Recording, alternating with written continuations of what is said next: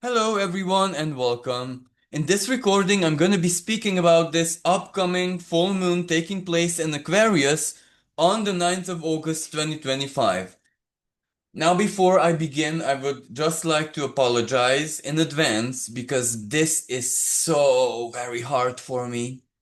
I so don't want to do this because this activates my natal Grand Cross. And I don't want to sound dramatic or melancholic or sad or anything, but for the past 7 years, my life was non-stop. I'm literally not exaggerating. A never-ending living nightmare. And all my life was a nightmare in the sense of my self-worth issues, which have a very, strong cause, but what that does the sky won't care about that. So this is gonna be so hard. But anyway, let us begin. So this full moon takes place at 16 degrees and 59 minutes of the sign of Aquarius. I don't need to say anything more because the key theme, I said everything, especially for those who know a little bit more advanced of astrology. Well, Aquarius. Freedom, right? But it's not necessarily the technology and the more, how should I say, down to earth, realistic expressions of Aquarius that are the stars of the show in that sense, but rather the more human element. Aquarius, humanitarianism, interhuman connection, freedom, and in mundane astrology, and I'm gonna say the keyword here, and I think after I said the keyword, everyone will, they can just shut off the video here, because they will know literally what to expect, even though this energy should be of surprise and unexpected, but we can expect. Politicians, politics, the collective ideology. So I already said enough with this because ultimately the ruler of the full moon is Uranus, freshly entered into the sign of Gemini, which is the fellow rebellion. Gemini is, how should I say, a very, very different version basically of Aquarius. But the rebellious nature, the everyone matters nature, the don't tell me BS nature, well, so you can imagine that this says revolt, enough is enough, demanding truth, demanding clarity, demanding, well, anything that can be demanded from the world of politics, where it's gonna be, without a shadow of a doubt, demanded and demanded very, very forcefully, where there is no excuses this time. And full moon, well, the moon matters because it's a very strong emotional energy, right? So it's the feeling that is gonna drive the energy of this lunation. But let's start to deepen into the rebellious power of this full moon. Let's start with the Sabian symbol, where we're looking at 17 degrees of Aquarius, because the degree of the full moon is 16. I know 1659, but that still is 16. So the Sabian symbol is between 16 and 17, so we're using the 17. A watchdog standing guard. I think the Sabian symbol even said all that was needed. The defensive power and the dog, the loyalty. Where does the collective loyalty stand? Well, in theory, in humanity. Uranus in the sign of Gemini. Everyone is an equal human being Not in high philosophy, not in this and that, but in, you know, the basics, yes. Everyone is an equal human being. So the watchdog, well, the watchdog is the symbol of loyalty. It is one of the most ancient and commonly used symbols of loyalty, guarding, exactly as the name said, and trust, right? Because the guard dog will never ever leave what it guards. So that is ultimate trust. But also the trust is from the owner because it trusts that the dog can do what it can do. So you can imagine Aquarius people, interhuman connect, people guarding something, guarding humanity, guarding their rights, guarding their freedom. Mercury still retrograde in the sign of Leo, freedom of speech. And the rationale, the logic, the common sense, not of the mind, of the heart. Because common sense in the heart is a little bit different than in the mind, if you know what I mean. Let me just give you an example, but understand what I'm really saying. Like when there's a hideous spider that invaded your home, you know, it's best to just release it and set it free, humane. But of course, you can also squish it, right? So this is where the choice between the two. And the full moon suggests that no squish, let's not squish, let's release, let's be human. So this is like an urgent cry out for humanity, where this is not just a simple political energy or an energy, how should I say? I'm so sorry, I have a lapsus here. How you say that? Posed against the politicians, that's it. But this is also a psychic energy where even that which isn't said, isn't typed, it is just kept within the heart. That exactly like the recent events, it's like an earthquake, like a volcano. That's the magic of interhuman connections. We don't need to sign petitions when things are very bad, I mean. We don't have to sign petitions, we don't have to go out protest. We don't, as in we do, but understand the way I'm saying it. When everything fails, the raw empathic emotion of the collective hits like a tidal wave, like a tsunami, like an earthquake, like a volcano. The collective emotion, especially when that emotion is hand in hand. So, best bedmate with the unconscious emotion, that's when things are serious.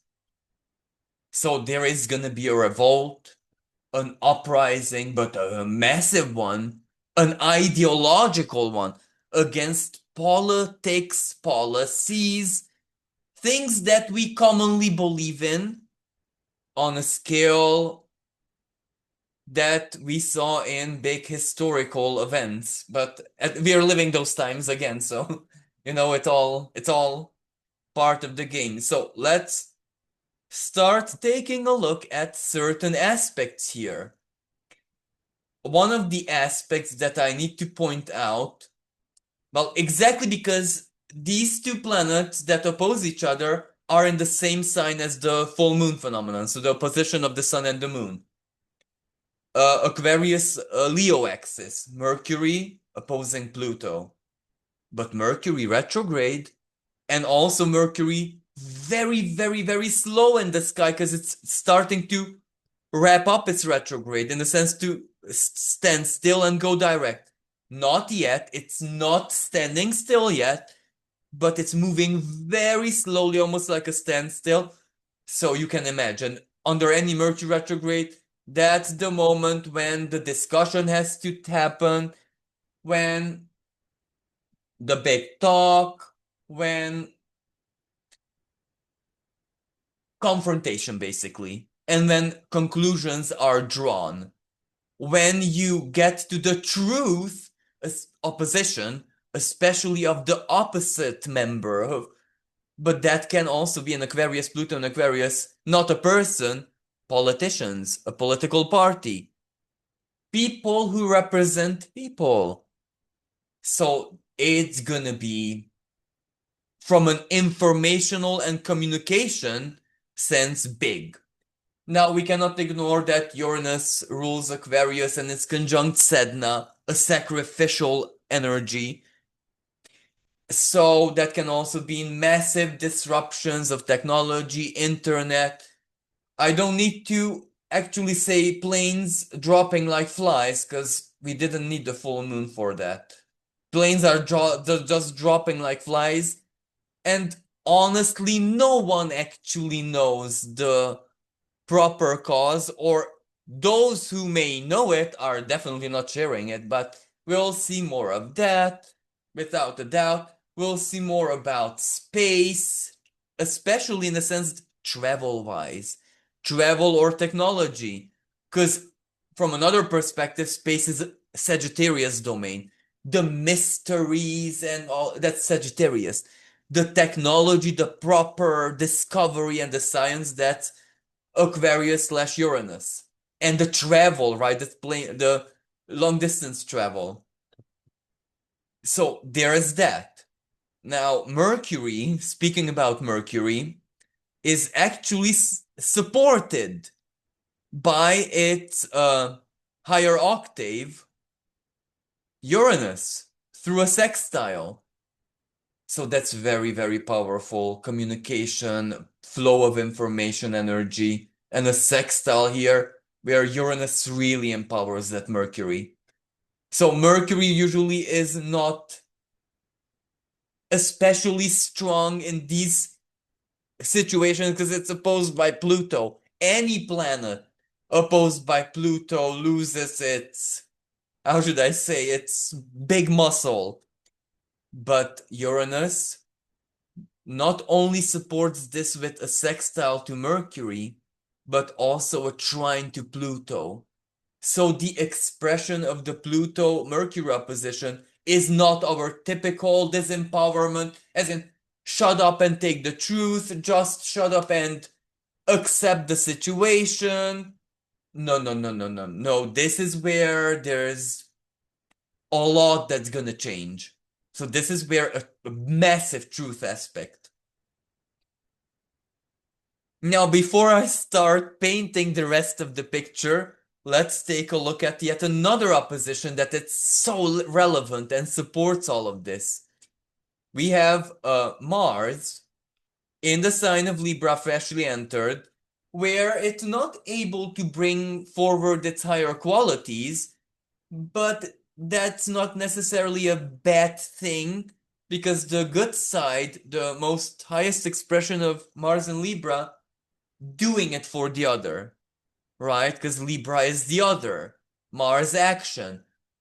Okay, the other doing it for you, but it's always like a helpful collaboration, action-oriented aspect, which is based on some kind of collaboration, diplomacy, agreement. You promised, right, Libra?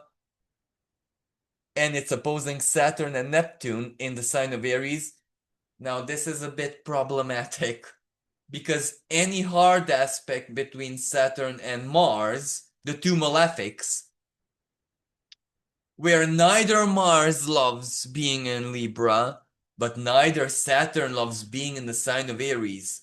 So this is very strong confrontational energy. And one of the motives of the confrontation is actually given by Neptune, very, very tightly conjunct Saturn, opposing Mars, the same way, this to the degree. Uh, Truth. Where have you lied? What is deception? What is illusion? What is unrealistic expectation? What is false promise? What is the wrong path? Because ultimately it's Aries, self-centered energy. Let me give you like examples. What should I do now? What's the best solution? Should I fight? Should I flee? What is the potential outcome if I take this action, if I take that action? More importantly, who can I rely upon? Mars and Libra.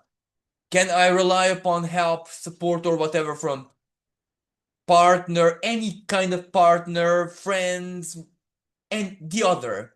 But that can also mean government, institution, group of people, basically. And since Libra is the inanimate sign, that can very well be spirit, entity, from any world or dimension, the other. Because you know what I mean? And we are living those times, so. And an opposition is confrontational energy. So, warlike, fight like. Yes, absolutely. This is it, it's an opposition. So, where the power balance is, it's up to us. It can be peace energy, but peace with a good confrontation. And the essence here is really confrontation, and what we know, we saw that already. We've been seeing it for many years, but this is where it's quite intense because it demands some truths. And Neptune with Saturn, its highest expression, can actually be compassion. I wanted to say humanity, but that's more like the symbolism of Aquarius. But understand humanity in a very compassionate Neptunian way, like the Christ consciousness, the power of love, what love is, what the heart permits. Saturn, where are the limits of? So Neptune is quite a strong power player, and we must not forget that both Saturn and Neptune are retrograde, so this may stem up issues from the past, like a discovery, something that took place in the past, and now it's being spilled out, the true version of events. Or you can imagine that Pluto is actually no, I'm gonna speak about this when we get to that aspect, because another thing that I want to mention before I get there is that, okay, we understand the confrontation, we understand the um, either the dialogue or the one-sided demands that will need reply.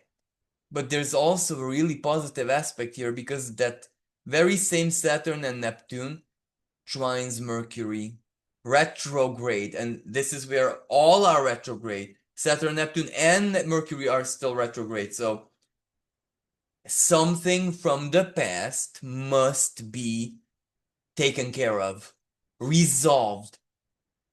Because Leo is the sign of courage, of the heart, of creativity, of emotion. Children, youth, children, risk even. Absolutely. They sextiles the Saturn and Neptune sextile Pluto, who's also retrograde. So this is where at least a part of this energy, and at least a part of this big confrontation, demand for truth, justice, etc., stems from the past. In the United States, there's a very certain criminal case file that resurfaced from the past. You can imagine that that will take a totally different turn of events. And because trine is flowy aspect, you can't actually block out and stop the information that you don't want to come out. So there's that, the trine, exactly. So this trine is really useful, especially because it's fire trine. And the magic of the fire trine is that, well, it burns, and burning means some kind of transformation, some kind of action. Something does happen. Because let me give you different examples. An air trine, we might not ever even feel it physically, ever, because it can be just one thought. A good thought, for example, or a good idea, and you don't even have to act upon it. You can simply forget it from one moment to the other, and there it is. You might say, where's the blessing in it?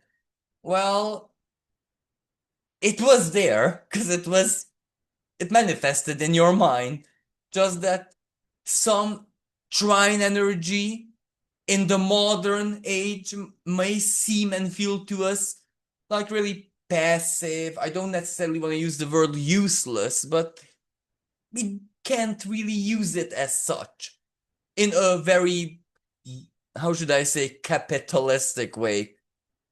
Water trine, well, that can also be something that we might ignore, and it's a big blessing, where it can be a really, really good glass of alcohol, which makes you feel so much better, especially when you need it the most. That can very well be a grand water trine, even. Substances, escapism, anything emotional that, well, it does uplift you or it does do something that it's trine based for you, but it may not really change your life, your anything whatsoever. Now, an earth trine and a fire trine, it's not that easy to, pass through us. Because, for example, I'm going to give you my personal example, and this should be a good lesson for all those who are just starting to learn astrology, because many, even myself here, many astrologers say Earth trine on money or something really, really good, pleasure of the senses and stuff like that. Yes, of course, by all means, for some people. For me, I find a coin on the ground. It's earthly, it's material, but it's not gonna help me financially. However, the coin is a sign for me, so it does help. You know what I mean? It's an earth trine. Or another earth trine. Someone lends you a really appreciated help. It might not necessarily change your life, because in order for you to need help, something had to happen. But that can be a trine, and it's not all that fantastic. Because many people, when they hear earth trines, they are awaiting the check, the money, the income, the gift, the present, the. I don't even know how to word this in a nicer way. The invitation to the, romantic night and stuff like that. Sometimes it's just a small symbol. Sometimes it's just a healing. You had that shoulder pain for 5 weeks now. There comes a healing earth trine. There it is. So, long story short, fire and earth trines are not as unnoticed as other types of trines, especially when the energies are very, very active, and this Mars opposing Saturn, they demand action. So this is why chances are this is not your, how should I word this? Your average, nothing ever happens, I just have a lightly good day type of trine. This is where something should happen. speaking about trines, well, let's look at another trine. Well, we have Mars, Uranus, and Pluto all at the beginning of their sign, so that's a grand air trine. Now, personally, this may or, as I said earlier, may or may not, because even if you get the best epiphany, the big idea that is gonna get you to somewhere fantastic, it's just the idea. You still need to do something with it, or as many of us do, I'll think about it tomorrow, and tomorrow is not gonna happen. So, but collectively speaking, oh, this is big. This is big because Pluto and Mars are the two action energies. Pluto collectively, uh, and many would argue, well, how is Pluto action just because it's the higher octave of Mars? Well, let me show you Pluto's action. When Pluto was discovered in the 30s, it's linked to the discovery of the nuclear bomb, Hiroshima and Nagasaki. So there was action. Pluto introduced himself and what he can do to us, to the world of astrology, of course, through a very grim action. But that's so Pluto does have power, but collective power. So the Mars trine with Uranus and is really, really good. Especially because Uranus and Sedna are in the trine. Without Uranus and Sedna, this trine might actually favor Pluto, the rich and powerful, the politicians who hold all the cards. Because also Libra justice, they rule the justice system. It doesn't matter what is right or wrong. Trust me. I actually finished law school and had a little bit of period working in the system. It doesn't matter what's right or wrong. Who owns the system? Who's the big dog in the system? That's what happens. Fortunately, there's Uranus here and Sedna. So it's really for the people. It's really the realistic expression of whatever information has to spill out. And I think with this, we can. No. Before we get to the main aspect, I just want to mention Venus and Jupiter, the two benefics, being in the sign of Cancer. And this is quite a saving grace because both of these planets love, absolutely love being in the sign of Cancer. So this is good news. Self-care, self-nurture, protection, safety, food, nurture, power of the people, but not in an Aquarian sense, but in a local sense, in a smaller sense, in a smaller scale sense. And blessing, healing, nurture, and justice, because Jupiter is the planet of justice. And Venus, well, especially in the sign of Cancer, is compassion at its finest. Venus in the sign of Cancer acts like Neptune, the most benevolent Neptune, because Neptune is the higher octave of Venus. Of course, in a Venusian modus operandi, love and money, gift, material stuff, or emotional stuff, where Neptune is more like spirit and it's more collective and ethereal. Neptune is, as Venus is more, but the modus operandi, as in not the modus operandi, the expression can be quite Neptunian. So compassion, a spirit of solidarity. All of us are one. All of us are human. All of us, the best of the best expression. And now we can finally get to the star of the show.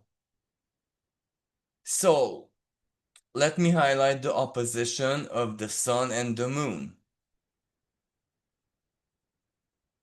Immediately, we can see a T-square with black moon Lilith in the sign of Scorpio. Now, just like this very much supports let the truth come out. Black moon Lilith in Scorpio, toxicity, poison, anything that causes death or death on large scale. But at the same time, anything that has to do with secrets, crime, corruption, sexuality, sexual, how should I say, crimes.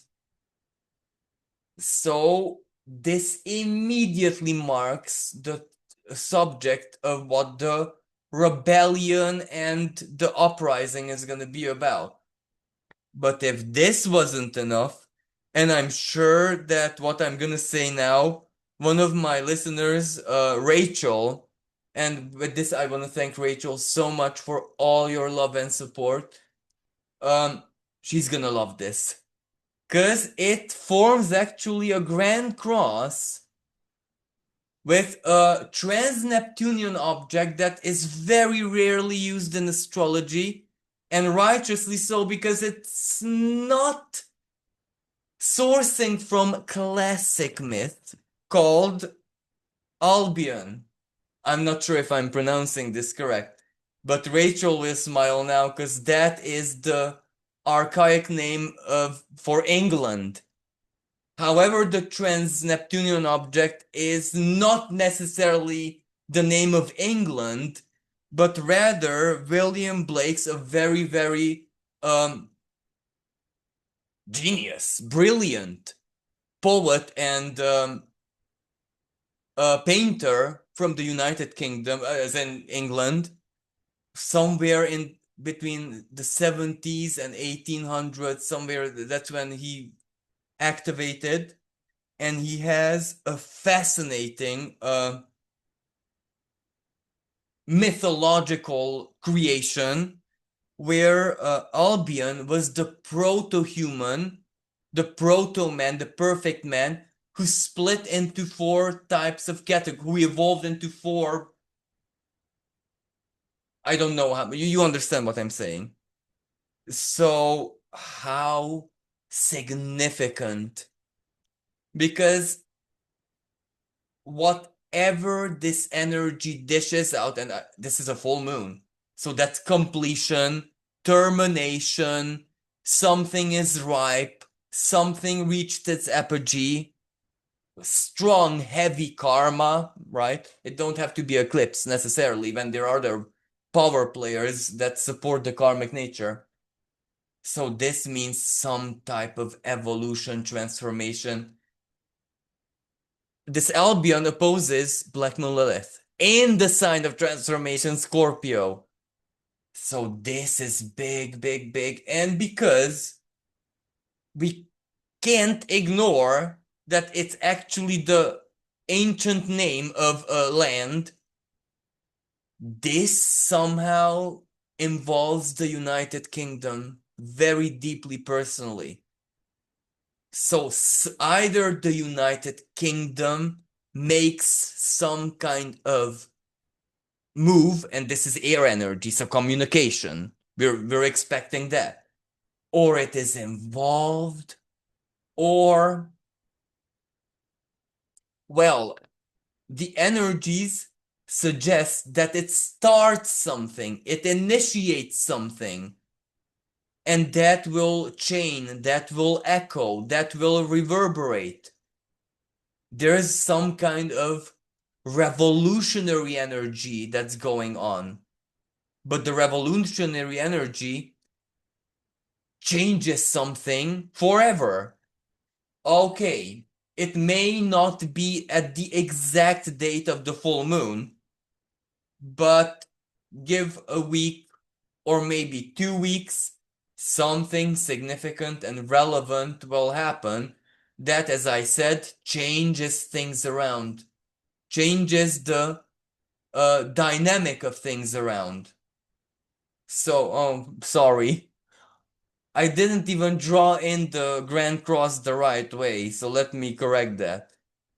So, Moon and Lilith and Albion is somewhere around here in Taurus, not Gemini. So this, and then we connect the Sun and we see the fixed Grand Cross. So life is not the same after.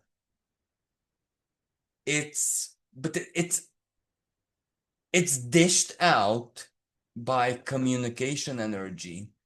So it's information, it's communication, it's air, it's but it is exactly the air that catalyzes the transformation very, very deeply. And to make this a tiny bit, how should I say, better, because a fixed Grand Cross is really not an easy energy. Because things can break down, things can crumble. And Albion is in Taurus. Taurus, just like a Capricorn, is a very, very traditional sign. So a tradition breaks, or Taurus value breaks. Something is gonna definitely play out, and the United Kingdom is involved without a shadow of a doubt. I sense that in the best possible way, right? Because Albion in this context is a hidden, invisible energy. It is a trans-Neptunian object, not in our awareness directly. So we'll see what happens. And last but not least, as I said, to make things a little bit better, we also have an outer sign conjunction between this Mercury retrograde and an anaretic white moon Selena in the sign of Cancer. So that means the power of the mother. That means the power of the divine feminine.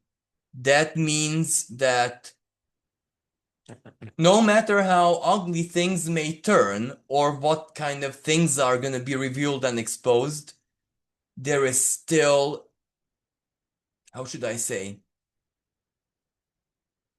love, care, humanity. Because White Moon Selena is the opposite of Black Moon Lilith, where Black Moon Lilith is the raw, primal, feisty, unforgiving, heavily toxic divine feminine. The Lilith expression of it. White Moon Selena is the highest expression. All compassion, just like in mythology, where Black Moon Lilith is Lilith in mythology, White Moon Selena is the Virgin Mother in mythology. So that's the best. And the two are not enemies, because both of them are mothers. But, life, both Black Moon Lilith and White Moon Selena are part of any mother. So, mother is not just sweet honey. She needs to discipline her children. She needs to make sure that her children don't become monsters, but neither, sissies or incompatible with life. So a mother has a and this energy suggests for some people very, very, very strong healing from maternal wound, maternal abandonment, or maternal, you know what I mean. So that's what I really, really love about this energy. So I think I'm gonna leave it at this. I do hope that this was helpful. Thank you so much for listening, and wishing everyone a blessed week. Until next time, bye for now.